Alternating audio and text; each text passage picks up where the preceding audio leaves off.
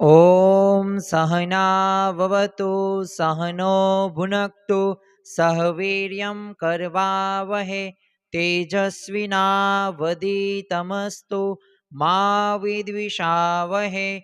ओम शांति शांति शांति। दरेक दिव्य हरिभक्तों ने जय श्री कृष्ण, जय श्री राम, जय स्वामीनारायण। वर्कशॉप 4 ની અંદર આપણે સૌ કોઈ એકત્રિત થયા છીએ। આજે આપણે એ પીપીટીના માધ્યમ થકી આજે એક એવા વિષય વિશે વાત કરવી છે કે જે વિષય અગત્યનો અને મહત્વનો છે। ઘણી બધી વખત શાકાહારી અને માંસાહારી સંબંધિત આપણને ઘણા બધા પ્રકારના પ્રશ્નો જોવા મળે છે। હવે આ પ્રશ્નના જવાબો જો આપણી પાસે સચોટ રીતે હોય ને તો આપણે કોઈક બીજાને પણ કહી શકીએ। શાસ્ત્રો એ આ શાકાહારી અને માંસાહારી સંબંધિત શું કહે છે, તો આજના વર્કશોપ 4 ની અંદર એ આપણે વાત કરવાના છીએ। પ્રથમ તો અહીંયા તમને આપવામાં આવ્યું છે કે જેવું અન્ન તેવું મન। આમ તો સાત્વિક જીવનનો આધાર કયો છે, તો અન્ન ઉપર જ સમાયેલો છે। જો કળિયુગની અંદર આપણે તપ કે વ્રત કે જપ એટલું બધું ન કરી શકીએ। આજે તમને એમ કહેવામાં આવે કે તમારે 2 કલાક તમારે ધ્યાન કરવાનું છે, તમારે ઉપવાસ મહિનો 2 3 4 મહિના કરવાના છે, તો આપણે કરી ન શકીએ। પરંતુ સતયુગની અંદર એ દ્વાપરની અંદર આપણે કરી શકતા હતા બધા લોકો। એટલે સ્વાભાવિક રીતે અત્યારે એ કરવું અશક્ય છે। અને અત્યારે કળિયુગની અંદર અન્નને બહિર પ્રાણ તરીકે ઓળખવામાં, જેમ પૈસાને કીધો છે એમ એ જીવવા માટેનો આધાર અન્ન છે। પરંતુ જો અન્ન જો સારું લેવામાં ન આવે ને સાત્વિક અન્ન લેવામાં ન આવે તો પ્રકારે આપણું મન પણ બગડે છે। આજે આપણે ગુણાતીતાનંદ સ્વામીનો એક પ્રશ્ન અને એક પ્રસંગ પણ સાંભળવાનો છે। આમ તો પ્રશ્ન જ એમને પૂછેલો હતો કે સિંહ જલેબી ખાય, પરંતુ કોને આ પ્રશ્ન પૂછ્યો અને પોતે આ પ્રશ્ન પૂછવામાં એમનું રહસ્ય શું હતું, તો આ વર્કશોપ 4 ની અંદર આપણે એ સમજવા જઈ રહ્યા છીએ। સિંહ જલેબી ખાય, આ એક પ્રશ્ન જ તે કંઈક વિચાર તો થઈ જાય છે। આપણને જવાબ આનો ખબર છે કે સિંહ જલેબી ન ખાય। તો ચાલો આપણે સૌપ્રથમ ગુણાતીતાનંદ સ્વામીનો એ અદ્ભુત પ્રસંગ સાંભળીએ અને પ્રસંગ સાંભળીને આપણે વૈજ્ઞાનિક રીતે, ધાર્મિક રીતે એ આપણે સમજવાનો પ્રયત્ન કરીએ। સાથે સાથે આ વર્કશોપના એન્ડ ભાગની અંદર આપણે એ પણ સમજવાના છે તો પછી કેવો ખોરાક લેવો જોઈએ જેથી અમારામાં સારા ગુણો આવે, એક સાત્વિક એવું જીવન અમારું બને, તો એની પણ આજે વાતો કરવાના છીએ। પ્રથમ તો ગુણાતીતાનંદ સ્વામીનો આપણે પ્રસંગ જોઈએ તો તમને અહીંયા એક વૃક્ષ દેખાય છે, સામે એક ગુણાતીતાનંદ સ્વામી દેખાય છે। અહીંયા જે વ્યક્તિના હાથની અંદર એ જે માટલું છે ને, આ વ્યક્તિનું નામ છે એ રામો હાટી। હવે ગુણાતીતાનંદ સ્વામી ફરતા ફરતા એક ગામની અંદર આવે છે અને ગામના ચોકની અંદર એક આ લીમડાની નીચે એ આ રામો હાટી નામનો માણસ બેઠો હોય છે। પરંતુ તે શું ખાય છે, તો શું ખારસિંગ, શું પફ કે દાબેલી? નહીં, પોતે દારૂ અને માંસ પોતે ખાતો હતો। અને ગુણાતીતાનંદ સ્વામી તેની નજીક આવ્યા અને જોયું ગુણાતીતાનંદ સ્વામીએ, એટલે રામાને છે ને ગુણાતીતાનંદ સ્વામીએ પૂછ્યું કે રામા, સિંહ લાડુ અને જલેબી ખાય કે ન ખાય? હવે આવો પ્રશ્ન એને પૂછ્યો એટલે રામાએ શું જવાબ આપ્યો કે ના, એ જલેબી કે લાડુ એ સિંહ નો જમે। તે સ્વામીએ શું સામે કીધું, તો કેમ એ ન ખાય? ત્યારે રામાએ શું કીધું કે એ એનું ભોજન નથી, એ તો માણસનું ભોજન છે।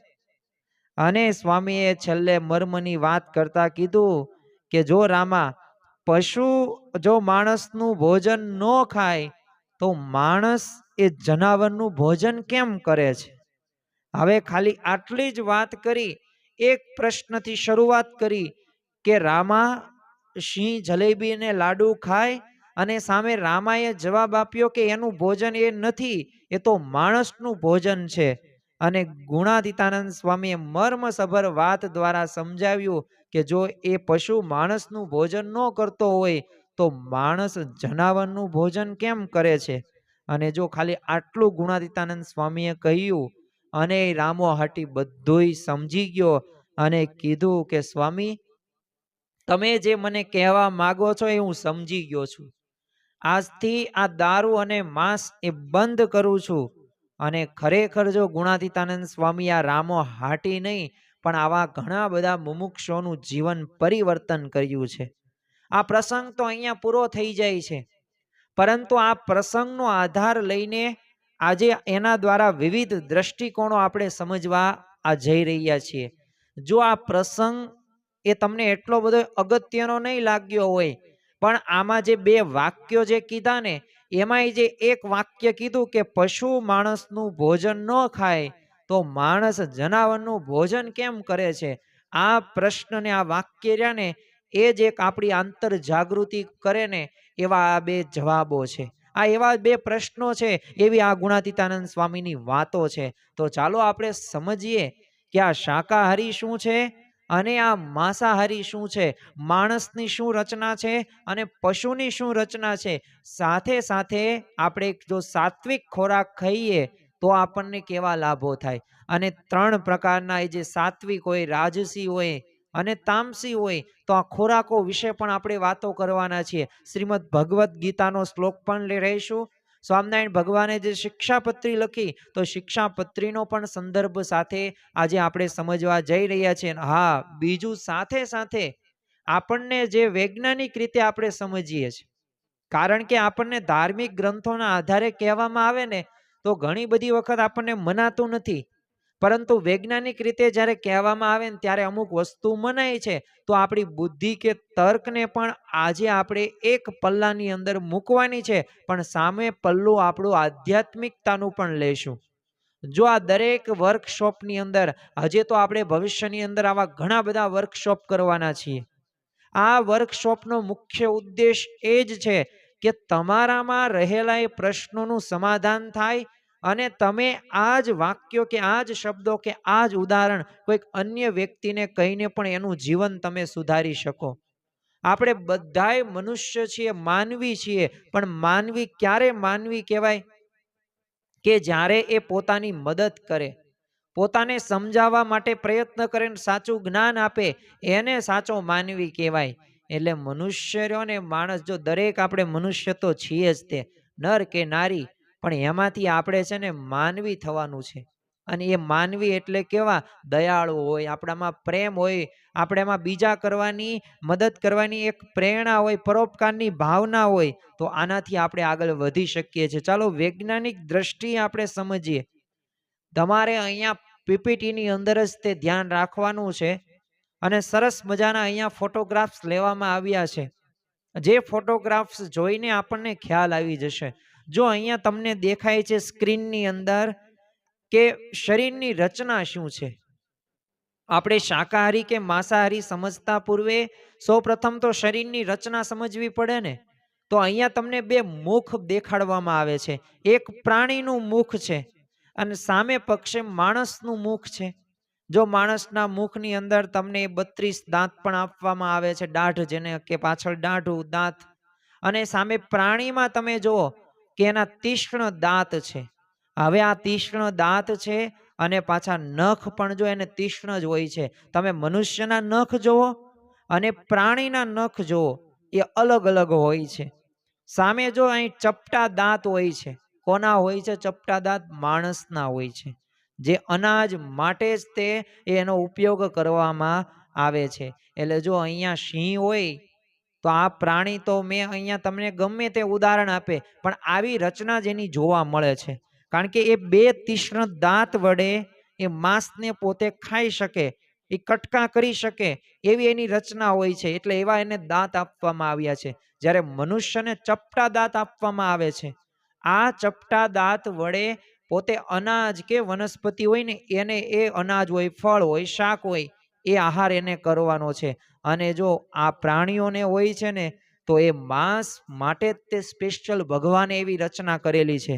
એટલે આમ વૈજ્ઞાનિક રીતે જોઈએ ને ત્યારે આપણને ખ્યાલ આવે. હવે તમારે કોઈ કપડું સીવવું હોય તો ત્યાં કાંઈ એક સોયની જ જરૂર પડવાની છે, જેમાં તમે દોરો પોરવીને એ કપડું સીવી શકો. ત્યાં કાંઈ કોદાળીની જરૂર પડે નહીં. ત્યાં કોઈ પણ એવું તલવારની પણ જરૂર ના ન પડે. ભલે તીક્ષ્ણ બંને છે, અણીદાર બંને છે, પણ જરૂર ક્યાં જેની જ્યાં પડે ત્યાં એની જરૂર પડે. હવે બીજી આપણે વાત કરીએ. આ તો આપણે એની રચના બાબતે જોઈ કે શરીરની રચના એમ જ કહે છે કે પ્રાણી રહ્યા એના તીક્ષ્ણ દાંત અને નખ વડે પોતે માંસાહાર કરી શકે એટલે એવા સક્ષમ એવા દાંત બનાવવામાં આવે છે, નખ હોય છે. ભગવાને એવી રચના આપી છે. સામે મનુષ્યને જે દાંત આપવામાં આવ્યા છે, ચપટા દાંત, તો એ અનાજ માટે ઉપયોગ કરવામાં આવે છે. હવે થોડીક આપણે પાચન તંત્રનો પણ થોડોક તફાવત જોઈએ. જો પાચન થાય ને એ અગત્યની વાત છે. તમે ખોરાક જમો ને પાચન ન થાય તો શું થાય? એસિડિટી થાય, પેટમાં દુખે, અપચો રહે, કબજિયાત રહે, માથું દુખે અને એનાથી ઘણા બધા રોગો પણ થતા જોવા મળે છે. તો જો તમે પાચન તંત્રની અંદર તમને અહીંયા વાઘ દર્શાવવામાં આવ્યો છે, પણ તમે ચિત્ર ઉપર જુઓ તો એ વાઘ રહ્યો ને એની તમે જો આંતરડી જુઓ, ટૂંકી આંતરડી છે, જે માંસાહાર કરવા માટે સ્પેશિયલ બનાવવામાં આવે છે. અને માણસનું તમે જુઓ કે એની આંતરડી કેવી હોય છે? લાંબી હોય છે. એટલે કે શાકાહાર પચાવવા માટે એ સ્પેશિયલ આ ભગવાને એવી રચના કરવામાં આવેલી છે. એટલે સ્વાભાવિક રીતે આપણે જોઈએ ને તો માનવ શરીર એ શાકાહાર માટે અનુકૂળ છે, માંસાહાર કરવા માટે અનુકૂળ નથી. જો હું તમને આ વૈજ્ઞાનિક દ્રષ્ટિકોણથી તમને સમજાવું છું. એટલે આ પ્રથમ વાત થઈ. બીજી આપણે વાત કરીએ, આ તો માંસ સંબંધિત વાત થઈ. હવે દારૂ હોય કે મદિરા હોય તો એમાં પણ ઘણા બધી સ્વાસ્થ્ય ઉપર અસર થાય છે. જો ગુજરાતીની અંદર એક કહેવત છે કે પહેલું સુખ તે જાતે નરિયા. પહેલું સુખ કયું? તો પહેલું સુખ એ ધન કે પૈસા કે સંપત્તિ કે અન્યને મદદ કરવી તે નહીં. પહેલું સુખ શું? જાતે પોતે સારી એવી સ્વાસ્થ્ય આપણે ઘડતર કરીએ તો આને એ પહેલું સુખ કહેવાય. અને સ્વાસ્થ્યને જ પ્રથમ સુખ કહેવામાં આવ્યું છે. એટલે દરેક પોતાનું સ્વાસ્થ્ય જાળવવા માટે પ્રયત્નો કરતા હોય છે, પણ જો આપણને ખબર હોવા છતાં પણ આવા વ્યસનો કરતા હોય છે. જો સ્વાભાવિક રીતે અહીંયા પ્રથમ હસ્તે તમને ચિત્રની અંદર દેખાય છે કે દારૂ તમે પીવો તો યકૃત બગડે છે, અને જે સ્મૃતિ છે કે જે એક પ્રકારે લાંબી એક ટેમ્પરરી છે અને એક કેવી છે? સ્થાયી છે. તો ટેમ્પરરી હોય કે સ્થાયી હોય એ દરેક સ્મૃતિનો ભંશ થાય છે, એટલે કે તમે યાદ રાખી શકતા નથી. એટલે જો યકૃત પણ બગડે છે અને સાથે સાથે તમારે જે યાદ રાખવાનું છે ને એ યાદ પણ રાખી શકતા નથી. આ પ્રથમ અસર થાય છે. બીજી અસર કઈ થાય છે? જો માંસાહાર ખાવ તો માંસાહારમાં હૃદય રોગ હોય, કોલેસ્ટ્રોલ હોય કે બ્લડ પ્રેશર હોય, આ બધુંય વધે છે. જો આ હું નથી કહેતો, તમે વૈજ્ઞાનિક રીતે તમે સર્ચ વેબસાઇટ પણ કરી શકો કે આ માંસાહાર કે દારૂ કે આ વ્યસન કરવાથી શું થાય. આપણને સિગરેટનું તો ખ્યાલ છે, પણ સાથે સાથે આ બધી બાબતોનું પણ આપણને જ્ઞાન હોવું જરૂરી છે. અને WHO વર્લ્ડ હેલ્થ ઓર્ગેનાઇઝેશન એટલે કે વિશ્વ આરોગ્ય સંસ્થા છે, જે વિશ્વના બધાય દેશોનું મુખ્ય એક સ્થાન છે, જે યુએનનું તે એક અંગ કહેવામાં આવે છે, યુનાઇટેડ નેશન્સનું, જેની મુખ્ય જવાબદારી એ જ હતી જવાબદારી છે કે સ્વાસ્થ્ય સંબંધિત આ 2019માં COVID-19 આવ્યો તો નામ આપનાર કોણ? તો આ WHO. એ પેન્ડેમિક જાહેર કોણે કર્યું? તો WHO. તો એમણે કહ્યું, શું કીધું છે કે જો વધારે પ્રોસેસ્ડ માંસ રહ્યો ને એ કેન્સરનું જોખમ રહ્યું ને વધારી શકે છે. એટલે ખરેખર વધુ પડતો માંસાહાર પણ કેન્સરનું, એટલે જો ત્યાંનું એક સર્વે કરવામાં આવ્યો છે જે આપણા નજર સમક્ષ આપણને દેખાય છે અને એમની વેબસાઇટની અંદર પણ મૂકવામાં આવે છે. તો આ તો આપણે વૈજ્ઞાનિક રીતે જોયું. હવે તમને જે સ્ક્રીનની અંદર દેખાય છે તો એ શું દેખાય છે કે ભગવદ્ ગીતાને આધારે શ્રીમદ ભગવદ્ ગીતા કે જેની અંદર ભક્તિ યોગ તો છે, કર્મ યોગ તો છે, સાથે સાથે એક આપણા સ્વાસ્થ્ય સંબંધિત પણ વાત કરવામાં આવે છે. આ શ્રીમદ ભગવદ્ ગીતાની અંદર 18 અધ્યાયની અંદર એ 700 શ્લોકની અંદર શ્રી કૃષ્ણ ભગવાને સરસ મજાનું એવું દિવ્ય, અલૌકિક, અદ્ભુત, અકલ્પનીય એવું માર્ગદર્શન અર્જુનને આપ્યું છે. અને અર્જુનના દરેક પ્રશ્નનું સમાધાન કરેલ છે. પરંતુ હવે આપણે વાત કરીએ કે આ શાકાહાર અને માંસાહારમાં પણ માર્ગદર્શન આપેલું છે. તો શ્રીમદ ભગવદ્ ગીતાનો અધ્યાય 17 શ્લોક નંબર 8, તો તેનો આપણે ભાવાર્થ જોઈએ તો તમને સ્ક્રીનમાં દેખાય છે તેમ કે સાત્વિક ભોજન, તો આયુષ્ય હોય કે સત્વ હોય કે બળ હોય કે આપણું આરોગ્ય હોય કે સુખ હોય, તો તમે સાત્વિક ભોજન લ્યો ને તો તેનાથી વધે. અસાત્વિક ભોજન કોને કહેવાય તો હમણાં આપણે વાત કરશું.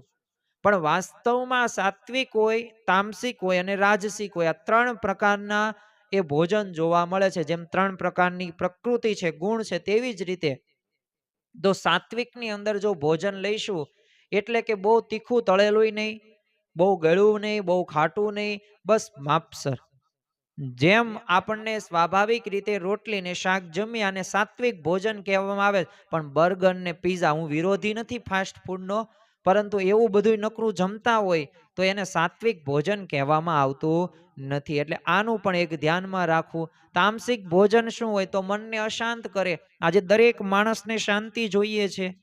કોઈકને ધનમાં શાંતિ એને મેળવે છે, કોઈકને એ કોઈક સત્તા મળી જાય, આવડત મળી જાય, કળા, પણ છેલ્લે અંતે તો કંઈ મળતું નથી એમાંથી.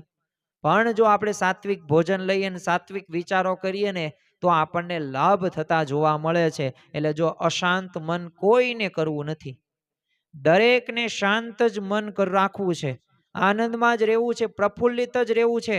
કોઈને માનસિક સ્ટ્રેસ તણાવની અંદર નથી રહેવું, કોઈને એન્ઝાયટી નથી પસંદ.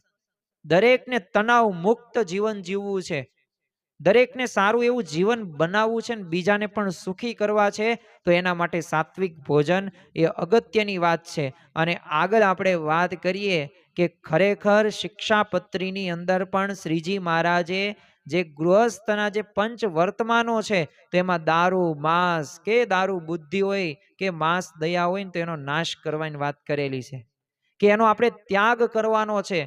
કારણ કે તો જ ભગવાનનો આપણને પ્રસન્નતાના પાત્ર થશું. જો પાત્રતા કેળવવી જરૂરી છે, પાત્રતા જ નહીં હોય ને તો આપણામાં એવા ગુણો આવશે જ નહીં. અને જો હિન્દુ ધર્મની અંદર પણ એક કહેવામાં આવ્યું છે, શિક્ષાપત્રીની સાથે સાથે તમને કહી દઉં કે અહિંસા પરમો ધર્મ. અને ગાંધીજી પણ એ સત્ય અને અહિંસાના એમના પાસે બે અમોઘ શસ્ત્રો હતા અને એમને ભલે જેલમાં ગયા, ઘણા બધા અત્યાચારો સહન કર્યા, પણ 15 ઓગસ્ટ 1947ના દિવસે એ ભારત દેશને આઝાદી આપી તો એમાં ગાંધીજીનું પણ એ સ્થાન જોવા મળે છે. ભલે 1915માં આવ્યા, ઘણા બધા ક્રાંતિકારીઓએ એમાં ભાગ ભજવ્યો જ છે, પણ સત્ય અને અહિંસા ઉપર ગાંધીજીએ લડત લડી અને ખરેખર એક આગળ વધી પણ શક્યા. એટલે જે ભોજન માટે જીવ હિંસા કરે છે ને એ યાદ રાખવું કે આધ્યાત્મિક પ્રગતિ ક્યારેય કરી શકતો નથી. કારણ કે આધ્યાત્મિકતા એક સ્પિરિચ્યુઅલ જે કન્વર્ઝેશન છે, જે સ્ટોક્સ છે, એ કંઈક અલગ મુદ્દો છે. અને જે આપણી વિચારધારા છે ને એ કંઈક અલગ મુદ્દો છે. જ્યારે એ ભગવાન સાથે મેચ કરવામાં આવશે ને ત્યારે એમાંથી આપણને આધ્યાત્મિકતા અને ચમત્કારો થતા જોવા મળશે. એટલે આ એક વાત આપણે યાદ રાખવી, અહિંસા પરમો ધર્મ. અરે વિચારથી પણ હિંસા નહીં કરવાની, કોઈને એ વ્યક્તિ દ્વારા ક્રિયા દ્વારા પણ હિંસા નહીં, વર્તન દ્વારા પણ હિંસા નહીં. બધી પ્રકારે હિંસાનો ત્યાગ કરીએ ને તો આપણામાં એ ભગવાન વિરાજિત થાય, પ્રસ્થાપિત થાય. બાકી ભગવાન પ્રસ્થાપિત થતા નથી. એટલે અહિંસા પરમો ધર્મ, આ વાતને પણ આપણે ધ્યાન રાખવી જોઈએ. અને હવે આપણે થોડીક વાત કરીએ, માનસિક દ્રષ્ટિએ પણ સમજવાનો પ્રયત્ન કરીએ. આજે શાકાહારી વર્સિસ એ માંસાહારી છે. એ શાકાહારી અને માંસાહારી શું કહેવા માંગે છે એની વાતો આજે આપણે અહીંયા સમજવા માટે એકઠા થયેલા છીએ. અને આ વર્કશોપનો મુખ્ય ઉદ્દેશ એ જ છે કે અલગ અલગ મુદ્દાને આપણે ધાર્મિક રીતે, વૈજ્ઞાનિક રીતે, સામાજિક રીતે એ સમજીએ, બીજાને આપણે શેર કરીએ અને સાથે સાથે આપણે પણ આપણા મગજની અંદર, હૃદયની અંદર આત્મસાત કરીને એવું ભોજન જમીએ. એવો સાત્વિક વિચારો સાથે આપણે આધ્યાત્મિક માર્ગની અંદર, વ્યવહારિક કામકાજની અંદર એ આપણે આધ્યાત્મિકતા લાવીએ અને આપણા બાળકોને પણ સંસ્કારિત કરીએ. દરેક યુવાન જાગે, પોતાના ધર્મ ગ્રંથો સાથે જીવે. અને એ જ આ મુખ્ય વર્કશોપનો એ આધાર જોવા મળે છે. જેને મન જીત્યું અને જગ જીત્યું, સાથે સાથે મન સામે આપણે લડાઈ પણ કરવાની છે. મનને તો તીખું તળેલું ચટપટું જ ગમશે, પરંતુ જો મનને સ્વસ્થ રાખવું પડશે, અને મનને જો સ્વસ્થ રાખવા માટે એ માનસિક દ્રષ્ટિએ પણ શાકાહારી અને માંસાહારને સમજવો જરૂરી છે. જો જે ભોજન કરીએ છીએ ને એ જ વિચારો બને છે, અને વિચારથી જ કોઈ કામ થાય છે, અને કામથી જ કોઈક પરિસ્થિતિનું નિર્માણ થતું જોવા મળે છે. એટલે જ જેવું અન્ન તેવું મન કહેવામાં આવે છે. તમે જો અન્નનો પ્રભાવ રહ્યો ને, એ મન હોય, બુદ્ધિ હોય કે આત્માની શુદ્ધિ હોય એના માટે જરૂરી છે.